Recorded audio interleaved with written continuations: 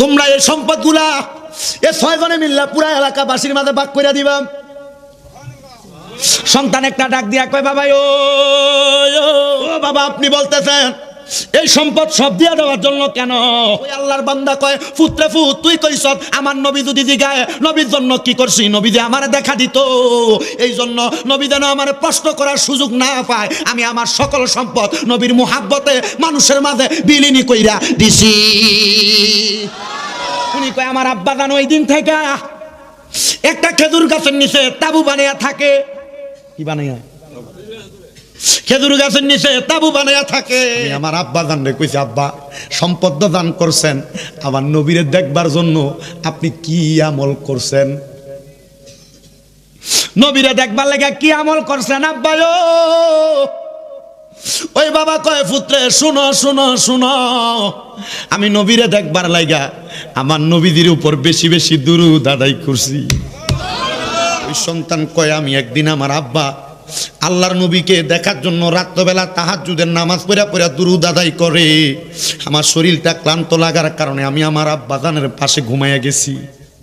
আমি হঠাৎ করে দেখলাম রে, আমার আব্বা জান ঘুম থেকে ওইটা, আমার আব্বা জান কি জানি ওনার কাপড়গুলা গোছায় গোছায় কাদের মধ্যে গাঁটির মতো নিয়ে হাঁটতাছে। আমি পেছন থেকে আমার আব্বা জান রে জিগাইলাম, বাবা ও কোথায় যান? সম্পদের মায়া সাইরা দিতেন, এখন বুঝি আমি সন্তানের মায়া সাইরা দিতেন। ভাই আমার দিকে তাকায় তাকায় 70 বছরের মুরব্বী আমার দিকে তাকায় তাকায় কয়, সন্তান রে, আমি তো তাহাজ্জুদের নামাজ পড়া নামাজের মুসল্লাটার ভিতরে ঘুমাইয়া গেছি, আমি কোনোদিন ঘুমাই না। আজকে 70 বছর আমি নবীরে দেখবার জন্য শুধু নামাজের মুসল্লাতে কান্দি। আব্বা এখন দিয়ে আপনি কাপড় চোপড় জামা কাপড় নিয়ে কই জানি চলে যান। ওই মুরব্বী ডাক দিয়া কয়, সন্তান আজকে যখন তাহাজ্জুদের নামাজটা পড়া আমি নামাজের মুসল্লার ভিতরে ঘুমাইয়া গেছি রে, আমারে কে জানি একজন সাদা রঙের পোশাক গায়ে দেওয়া, মাথাটার মধ্যে ঘুমটা দেওয়া, আমার সামনে আইসা আমারে ডাক দিয়া কই, কিরে পাগলা, নবীরে দেখার জন্য এত কান্দা কানছ, এখন বুঝি আর নবীরে দেখতে মন চায় না, এই জন্য উনি আমারে বলছে যে নবীরে দেখার জন্য কান্দ, আমি হইলাম সেই রহমাতুল লিল আলামিন। আল্লাহর বান্দা ডাক দিয়া কয়, জগৎবাসী রে, আমি মনে মনে ওয়াদা করলাম আমি মক্কা মদিনা যাইতাম না যদি আমি আমার নবীরে না দেখি। মক্কায় যায় মদিনায় যায় কি করব? আল্লাহর বান্দা এই চিন্তা যখন বারবার করে, চিন্তা করতে করতে করতে করতে এই আল্লাহর বান্দাটা তার ঘরের মধ্যে একটা ইবাদতখানা বানাইছে। ও বন্ধু, মা বোনেরা আগে না নামাজ পড়বার লাগে আলাদা জলসকি বানাইতো, নামাজ পড়বার লাগা। এখন নামাজ পড়বার লাগা জলসকি দূরের কথা, যায় নামাজ কই রাখে খুঁজই পায় না। মুসলমান কি জবাব দিবা আল্লাহর কাছে? এর লাগে মাঝে মাঝে মাহফিলে গেলে ডরে মানুষের কাছে নামাজের মুসল্লা খুঁজি না, যদি না দেয় ওই রুমাল আছে এটা বিছিয়ে ফিরা লাই। কি করতাম, একবার এক ঘরের মধ্যে নামাজের মুসল্লা খুঁজি, টোয়াই হয় না হুজুর। আগে নামাজ পড়বার লাগে জলসকি বানাইতো। ওই আল্লাহর বান্দা ঘরের একটা কর্নারের মধ্যে নামাজের একটা জায়গা বানাইছে। উনার একজন কলিজার টুকরা সন্তান ডাক দিয়া কয়, আব্বা ও আব্বা, আপনার সম্পদ আছে, টাকা আছে, পয়সা আছে, আপনি কেন মক্কায় যান না? আপনি তো আল্লাহর ইবাদত ভালোই করেন। আব্বাটা চোখের পানিগুলা ছেড়ে দিয়া কয়, সন্তান রে, আমি আব্বা কেন যাই না জানো? আমি আব্বা ওয়াদা করছি রে, ওই মদিনাতে যে নবী শুয়া রইছে, আমি যদি ওই নবীরে না দেখতে পাই আমি ওই মদিনা দেখবার লেগে যাইতাম না। সন্তানকে আব্বা নবী দেখার জন্য কি করছেন? আমি দেখছি নাসিরউদ্দিন পীর সাহেব মাদ্রাসায় দানের লাগে আপনার কাছে খোঁজন লাগে, আর এমন এলাকা আছে বাঞ্ছারামপুরের সাইডে খোঁজা লাগে না, টাকার উড়াটার মতো দিয়া সামনে পড়ে থাকে মাদ্রাসার জন্য। ওই ফুতে তার বাপের দিকে, আব্বা মদিনা যাইবার লাগে কি করছেন আপনি? সম্পদের দিয়ে অভাব নাই, মদিনা দি যান না। আব্বা কই, ফুত তুই আমার সম্পদের কোটা প্রদান করলি। ওই আব্বা সাদা একটা কাগজের টুকরা নিয়া কয়েকটা লটারির মতো টুকরা বানিয়ে কাগজের টুকরায় একটার মধ্যে বাড়ির নাম লেখছে, একটার মধ্যে টাকা লেখছে, একটার মধ্যে তার আলাদা জমির নাম লেখছে, একটার মধ্যে তার বকরির নাম লেখছে, একটার মধ্যে তার গরুর নাম লেখছে। এমনভাবে তার যত সম্পদ আছে সব সম্পদের নামটি কাগজের মধ্যে দিয়া টুকরা টুকরা বানাইয়া এলাকার সব মানুষকে দাওয়াত দিতে। ও এলাকাবাসী, মনে করেন এলাকার নাম গোপীনাথপুর, হে গোপীনাথপুরবাসী, আগামীকালকে ফজরের পরে তোমরা আমার এলাকায় আসবা। এলাকায় তার ঘরের সামনে এসে নিচে দাঁড়াইছে। উনি ডাক দিয়া কয়, এই দেখো আমার হাতে কয়েকটা কাগজ দেখা যায়, এ সব কিছু আমি তোমারে দিয়া দিলাম, এটার মধ্যে কাগজ সম্পদগুলো আমি এখানে ছাড়বো। 6 জন মানুষ আমার সামনে আসবা, 6টা কাগজের টুকরা হাতে উঠে নিবা। উনি এই কাগজের টুকরাগুলা লটারির মতো করে ছাড়িয়া দিছে, আর 6 জন মানুষ 6টা কাগজের টুকরা নিছে।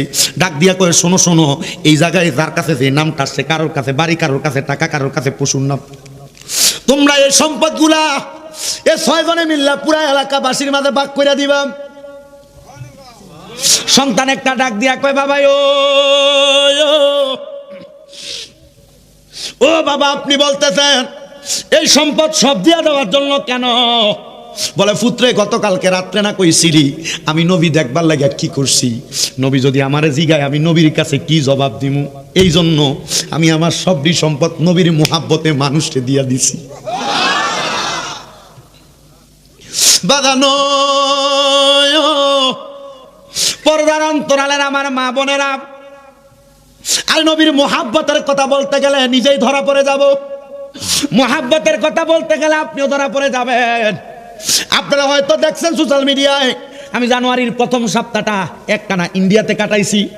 ইন্ডিয়াতে দানের কথা বললে মা বোন পর্দার অন্তরাল থেকে নিজের কানের স্বর্ণের দুল খুলে পাঠিয়ে দিছে মাদ্রাসার জন্য, নিজের গলার সেন্ট খুলে পাঠিয়ে দিছে। আমি চিন্তা করলাম, আবার ডিসেম্বরের প্রথম সপ্তাহের দিকে আমি টাঙ্গাইলের কিছু কিছু অঞ্চলে, আবার ওই জামালপুর শেরপুর এলাকায় ময়মনসিংহে আমি কয়েকটা মাহফিলে গেছি। এমনও মা বোন দেখছি নাকের ফুল খুলে মাদ্রাসার জন্য পাঠিয়ে দিছে। আমি চিন্তা করি তারা কত আল্লাহ ভক্ত, নবী ভক্ত, আল্লাহ রাসূলের প্রেমের ভক্ত। এরা এদের সম্পদের চিন্তা করে না। ওই আল্লাহর বান্দা কয়, পুত্রে ফুত, তুই কইছ আমার নবী যদি জিগায় নবীর জন্য কি করছি, নবী যে আমার দেখা দিত, এই জন্য নবী যেন আমার প্রশ্ন করার সুযোগ না পায়, আমি আমার সকল সম্পদ নবীর মুহাব্বতে মানুষের মাঝে বিলীন কইরা দিছি। আব্বা থাকবেন কই? বলে, আমি মানুষরে এত সুন্দর কইরা রহম কইরা সব দান কইরা দিছি, আমি আব্বারে কি মানুষ একটু জায়গা দিত না থাকার জন্য? বা দিব। উনি কয়, আমার আব্বা দান ওই দিন থেকে একটা খেজুর গাছের নিচে তাবু বানিয়ে থাকে। কি বানিয়ে? খেজুর গাছের নিচে তাবু বানিয়ে থাকে। আমার আব্বা যখন তাবুটা বানিয়ে থাকে রে,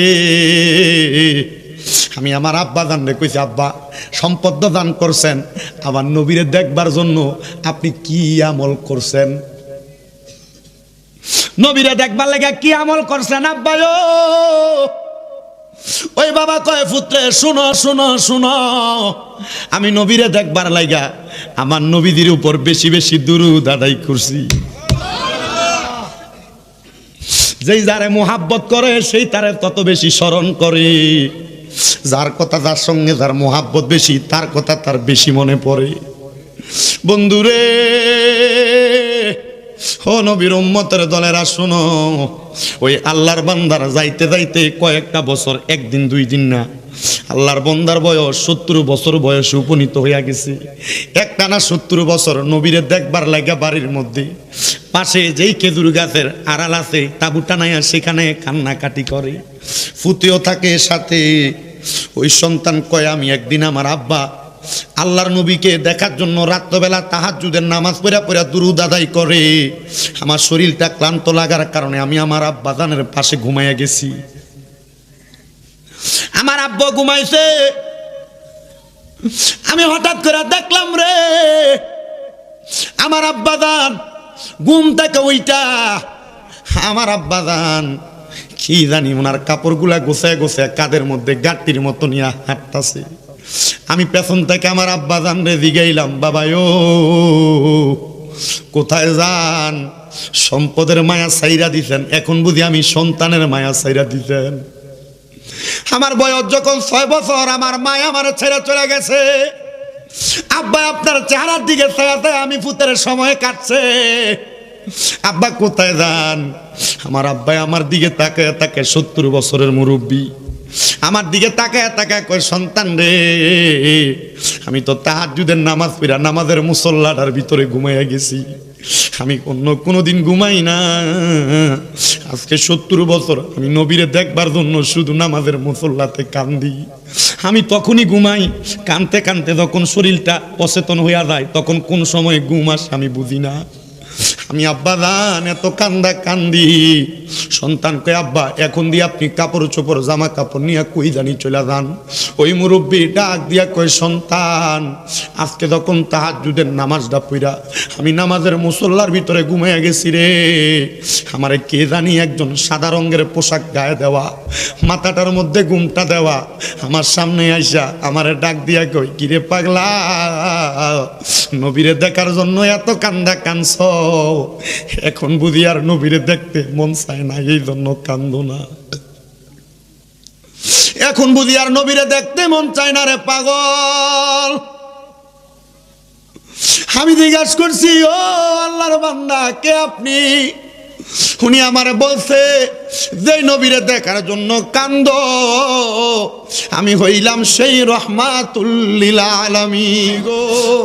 ও মায়ার নবীজি, এই ৭০টা বছর আপনি নবীরে দেখবার লাগা আমি জনম্বরে কান্দা কান্দা কাটাইছি। নবীজি একবার আপনার চেহারা মুবারক আমি পাগলারে দেখা দেন না গো।